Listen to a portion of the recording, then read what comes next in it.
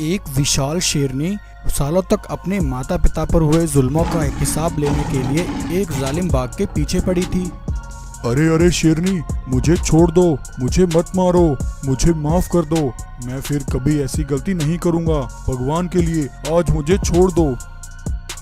दुष्ट जालिम बाघ, आज तू मुझसे बचकर कहां तक भागेगा। आज तुझे मेरे हाथों से कोई नहीं बचा सकता। विशाल शेरनी बाघ को दौड़ाकर एक ऊंची पहाड़ी पर ले आती है। बाघ विशाल शेरनी को अपने सामने देखकर थर-थर कांपने लगता है। अरे अरे शेरनी, तुम कौन हो और तुम इतनी विशाल कैसे हुई? आखिर मैंने तुम्हारा क्या बिगाड़ा है? तुम मुझे मारने के लिए मेरे पीछे हाथ धोकर क्यों पड़ी हो? दुष्ट बाघ, मैं उसी रघुवीर शेर और सीमा शेरनी की बेटी हूँ, जो तुम्हारे जंगल में रहकर एक छोटी सी गुफा में अपनी गरीबी के दिन जी रहे थे। महाराज, अब हमारी औलाद होने में कुछ ही समय रह गया है। मुझे बहुत डर लग रहा है। वह कातिया बाघ बहुत जालिम है। कातिया बाघ लड़कियों से नफरत करता है। जंगल में अगर किसी जानवर की यहाँ बेटी होती है तो वह दुष्ट बाघ अपने सिपाहियों को कहकर उसकी हत्या करा देता है। उसे अपने जंगल में केवल नर सिपाहियों की जरूरत है, ताकि वह उन्हें बढ़ा करके एक बड़ी सेना तैयार कर सके और अपनी ताकत और ज्यादा बढ़ा सके। महाराज, अगर हमें बेटी हुई और उसे हमारी बेटी का पता लगा तो वह उसे भी मार डालेगा। शेरनी, तुम जिस बात को लेकर परेशान हो, मैं भी उसी बात से परेशान हूँ। लेकिन तुम घबराओ नहीं, मैं अपनी बेटी को कुछ नहीं होने दूंगा। मैं उसके लिए कातिया की सारी सेना से भिड़ जाऊंगा। अगले दिन कातिया बाघ एक पंडित को अपने पास बुलवाता है। पंडित जी, मैं अपने साम्राज्य को चारों दिशाओं में फैलाना चाहता हूँ। हर तरफ सिर्फ मेरी हुकूमत हो, ऐसी मेरी इच्छा है। आप मुझे मेरा भविष्य पढ़कर सुनाइए। बताइए मुझे, मेरे इस सपने को पूरा होने में और कितना समय लगेगा? तब पंडित एक पत्र खोलता है और उसमें कातिया बाघ का भविष्य देखता है। उस पत्र में कुछ ऐसा लिखा था जिसे देखकर पंडित हैरान हो जाता है। क्या हुआ पंडित जी? क्या लिखा है इस पत्र में? मुझे पढ़कर बताइए। कातिया, तुम्हारा ये सपना जल्द पूरा हो सकता है, लेकिन उसमें एक बहुत बड़ी बाधा है। कैसी बाधा पंडित जी? मुझे साफ साफ बताइए। कातिया, आने वाले समय में तुम्हारे साथ एक बड़ी अनहोनी होने वाली है।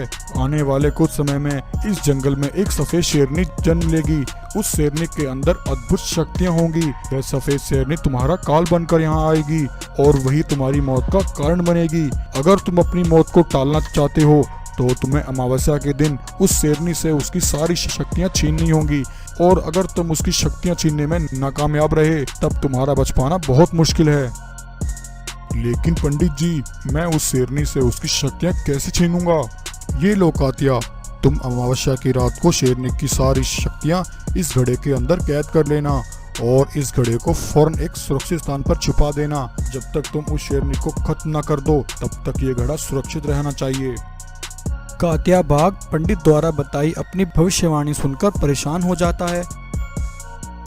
अब कुछ समय बाद राजवीर के यहाँ उसकी पत्नी सीमा एक नन्ही सफेद शेरनी को जन्म देती है। राजवीर की बेटी सफेद शेरनी वह बहुत सुंदर थी। वह सफेद शेरनी अभी छोटी थी तो उसे अपने अंदर की शक्तियों का कोई अंदाजा नहीं था। राजवीर और सीमा शेरनी अपनी बेटी को जंगल के जानवरों से छिपा कर रखते थे। एक दिन कांचा अपने सिपाहियों से बातें करते हुए कहता है, सिपाहियों, पंडित जी ने किसी सफेद शेरनी का नाम लिया था। आखिर हमारे जंगल में एक सफेद शेरनी किसके यहाँ जन्म ले सकती है? महाराज, सुना है राजवीर शेर की पत्नी सीमा गर्भवती है। एक शेरनी तो शेरनी के पेट से ही जन्म ले सकती है। हाँ सिपाही, तुम बिल्कुल सही कह रहे हो ना हो वह सफेद शेरनी राजवीर के घर ही जन्म लेने वाली है। तब अगले दिन कातिया बाघ अपने सिपाहियों को लेकर राजवीर के पास पहुंचता है। राजवीर, तुम्हारी पत्नी सीमा गर्भवती थी, क्या हुआ? तुम्हें कोई संतान हुई या नहीं? तुम्हें पता है ना, मुझे लड़कियां बिल्कुल पसंद नहीं हैं। हाँ कातिया बाघ, मैं तुम्हारे नियम कानून जानता हूँ, लेकिन मेरे यहाँ तो एक बेटे ने जन्म लिया है। मेरी पत्नी अभी उसे बाहर घुमाने लेकर गई है। ठीक है राजवीर, लेकिन याद रखना, अगर तुमने मुझसे झूठ कहा तो तुम्हें अपनी मौत पर बहुत अफसोस होगा। कात्या के वहां से जाते ही राजवीर की पत्नी अपनी बेटी सफेद शेरनी को एक पत्थर के पीछे से बाहर लेकर आती है। महाराज, आज तो हमने अपनी बेटी को बचा लिया, लेकिन हम कब तक उस दुष्ट बाघ से अपनी बेटी को बचा पाएंगे? हाँ शेरनी, जब तक हमारी बेटी बड़ी नहीं हो जाती तब तक हमें इसका बहुत ध्यान रखना होगा। मेरे एक सिपाही ने मुझे खबर दी है कि कल एक पंडित ने कांचा को उसका भविष्य पढ़कर सुनाया था, जिसमें उसने एक सफेद शेरनी के हाथों कांचा की मौत की खबर बताई थी। अपनी मौत की खबर सुनते ही कांचा हमारी बेटी की जान का दुश्मन बन गया है। वह पहले ही अपने जंगल में लड़कियों को नहीं देखना चाहता और अब अपनी मौत की भविष्यवाणी सुनकर वह बौखला गया है और किसी भी हाल में वह हमारी बेटी को मारना चाहता है। ऐसे ही एक दिन सीमा अपनी बेटी सफेद शेरनी के साथ खेल रही थी। तभी कांचा का एक सिपाही उस सफेद शेरनी को देख लेता है। वह फौरन जाकर कांचा को इसकी खबर देता है। सिपाही, ये तुम क्या कह रहे हो? इसका मतलब राजवीर ने मुझसे झूठ कहा कि उसके घर एक बेटे ने जन्म लिया है। राजवीर, तुमने मुझसे झूठ बोलकर गद्दारी की है। सिपाहियों, जाओ और उस गद्दार राजवीर को इसी समय खत्म कर दो। तब कात्या के सिपाही राजवीर को अकेला पाकर उस पर हमला कर देते हैं और राजवीर को वहीं जान से मार डालते हैं। वहीं जब सीमा शेरनी को यह खबर मिलती है तो वह बहुत परेशान हो जाती है। गाय बहन, लगता है कातिया को मेरी बेटी का पता लग चुका है। तुम मेरी बेटी को लेकर इसी समय यहाँ से चली जाओ। जब तक मेरी बेटी बड़ी ना हो जाए उसे लेकर यहाँ कभी मत आना। गाय सीमा की बेटी सफेद शेरनी को लेकर वहां से चली जाती है। उधर कातिया अपने सिपाहियों को लेकर सीमा की बेटी को जंगल में हर तरफ तलाश करता है, लेकिन उसे वह सफेद शेरनी कहीं नहीं मिलती। यह देखकर कातिया को बहुत गुस्सा आता है। कातिया गुस्से में आकर सीमा शेरनी को कैद कर लेता है। सीमा, जब तक तुम मुझे अपनी बेटी का पता नहीं बता देती तब तक तुम मेरी कैद में रहोगी। ऐसा कहकर कात्या सीमा शेरनी को हमेशा के लिए अपनी कैद में रख लेता है और हर रोज बेचारी मासूम सीमा शेरनी पर जुल्म करता है।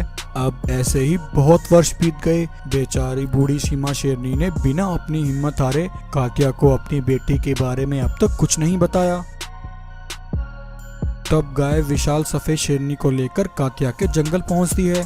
गाय सफेद शेरनी को कात्या का पता बताकर खुद एक पेड़ के पास जाकर खड़ी हो जाती है। तभी गाय देखती है पत्थरों के बीच बूढ़ी सीमा शेरनी एक पिंजरे में कैद है। यह देखकर गाय के होश उड़ जाते हैं। इससे पहले गाय जाकर सफेद शेरनी को यह सब बताती, कात्या का एक सिपाही गाय को देख लेता है।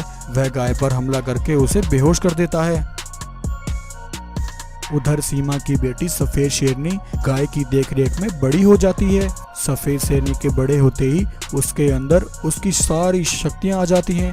तब एक दिन गाय सफेद शेरनी को उसके माता पिता की सारी कहानी बताती है। गाय के मुंह से अपने माता पिता की मौत की खबर सुनकर सफेद शेरनी को बहुत दुख होता है और उसे कातिया पर बहुत गुस्सा आता है।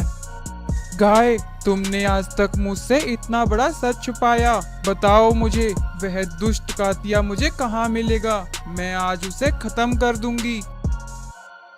तो इस तरह आज विशाल सफेद शेरनी कातिया को मारने के लिए उसे एक पहाड़ी पर ले आई थी। शेरनी, मुझे मत मारो, मेरी बात सुनो। तुम मुझे नहीं मार सकती, क्योंकि अगर तुमने मुझे मारा तो तुम अपनी माँ को कभी नहीं देख पाओगी। तुम्हारी माँ सीमा शेरनी अभी जिंदा है और मेरी कैद में है। यह सुनकर विशाल सफेद शेरनी हैरान हो जाती है। वह अपने गुस्से को शांत कर लेती है, लेकिन इतने में जख्मी गाय सीमा शेरनी को आजाद कराकर पहाड़ी पर ले आती है। बेटी, मैं बिल्कुल ठीक हूँ, तुम मेरी चिंता मत करो। इस हत्यारे कातिया ने तुम्हारे मासूम पिता की हत्या की और वर्षों तक मुझ पर बहुत जुल्म किए हैं। आज तुम इसका अंत कर दो। विशाल सफेद शेरनी यह सुनकर बहुत गुस्से में आ जाती है और अपनी विशाल तूफानी शक्तियों के साथ कातिया बाघ पर हमला कर देती है और अपने एक ही वार से कातिया को जान से मार डालती है। सालों बाद विशाल सफेद शेरनी अपनी माँ सीमा से मिलकर बहुत खुश होती है।